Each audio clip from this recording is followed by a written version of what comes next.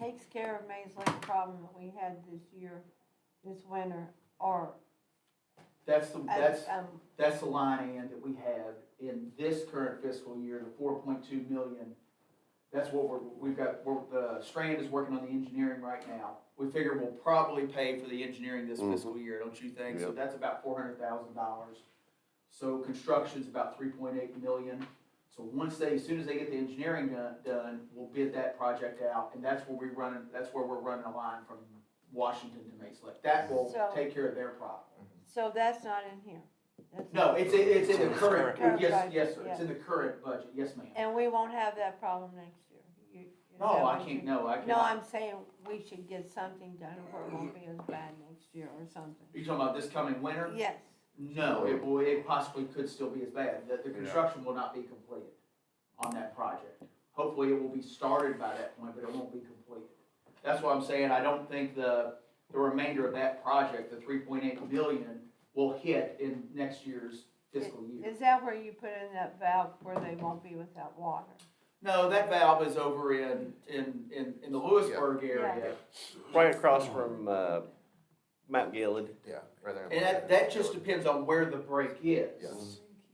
That just depends on where the break is on 11, where they could pull from Maple Leaf, valve it off and pull from Maple Leaf, correct? Cause anywhere from Mount Gilead to the county line, if there was a break between there's nothing I can do. Now, if it's from Mount Gilead back towards Maysville, then we can backfeed from like you was talking about. From Maple Leaf. Yeah, and get by for that at least. Well, and you did the tank repair out there, which should help if there's an issue. And we got a pump station. And that booster pump. Yeah, we do a pump station, yeah. So those things have been added to help man Help. that. No, but the key is the lining. Yes. Yeah, That's the key. And then, I know Vic brought it up a few times before, but we're gonna have to replace that line on 11 as well. I mean, it was just done incorrectly.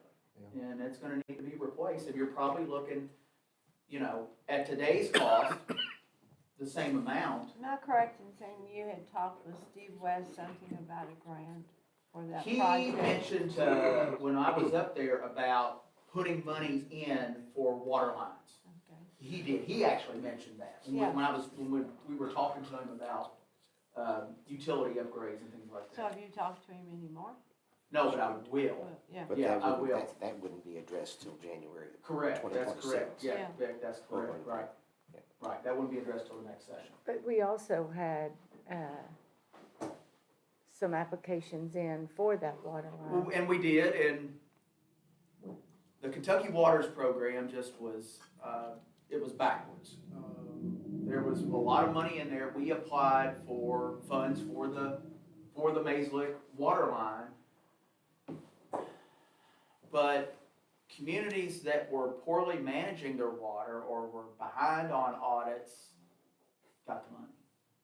We scored very low because we manage our system better, even though we have problems.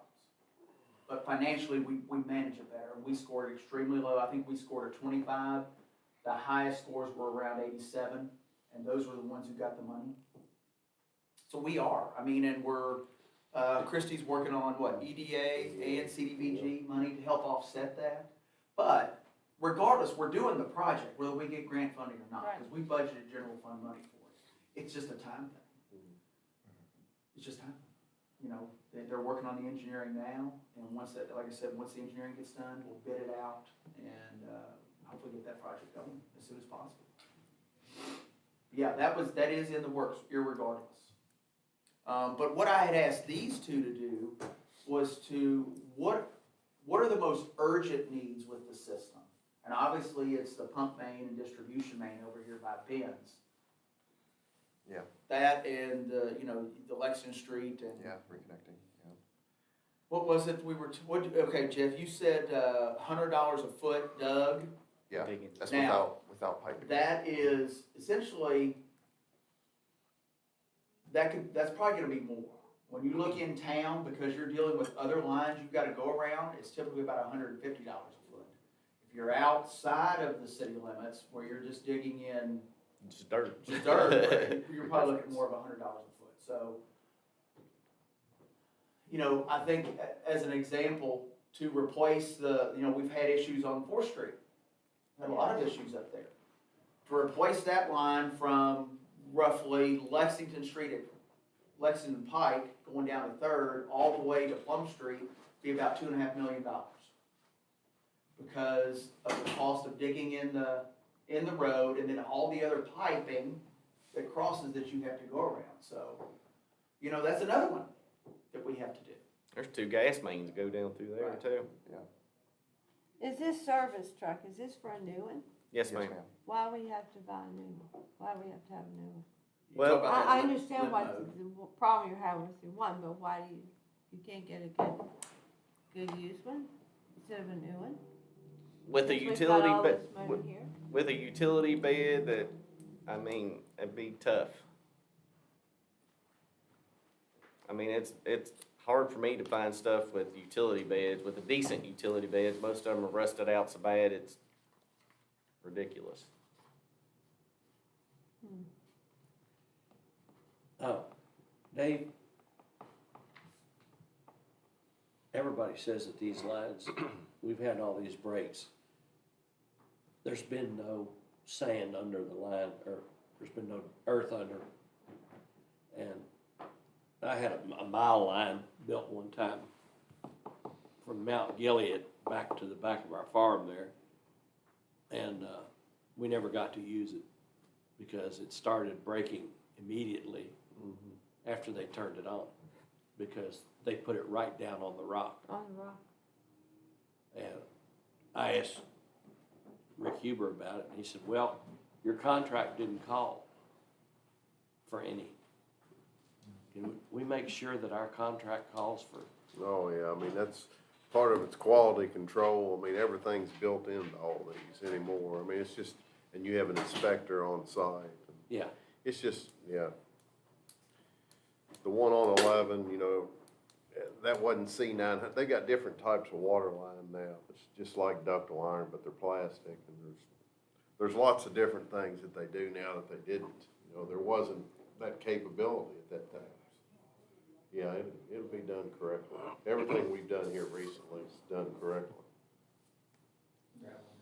Yeah, gravel or sand, Well, I appreciate your all's efforts on this. I mean, I've been around for a little bit, and every time we know, well, this is what we need, and nothing's ever been done.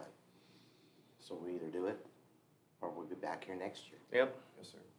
That line on 11, It'll cost more. it was rock trenched. I don't know if you're all familiar with rock trench. It's basically just cutting a ditch into the ground, going through rock. At 12-inch line, you have probably about 3 or 4 inches on each side. You just got solid rock. and then And they laid it on rock. they use the shavings to lay the pipe on, Mhm. basically. which is still abrasive, which will still eat through the line. It's acidic too, Yeah. that type of stuff, yeah. Yeah. Okay, thank you. Thanks. Thanks, guys. Thank you. All right, yeah, thank you, fellas.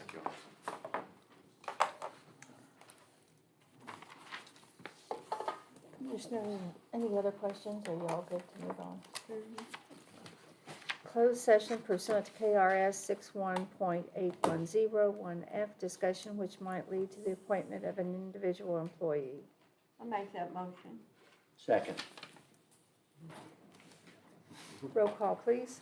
Commissioner Brammer? Yes. Commissioner Cardinal? Yes, ma'am. Commissioner Wood? Yes. Commissioner McKay? Yes. Mayor Cottrell? Yes, ma'am. Rhonda's on her way down. Thanks, guys. I appreciate Okay, it. thank you. Lisa, if you want me to, we're just gonna stay. Thank here. you. I can- Yes, thank you, Okay. guys. I can Do you want me to dismiss this then? Thank you all for the work. Yeah, because we're not gonna act on anything.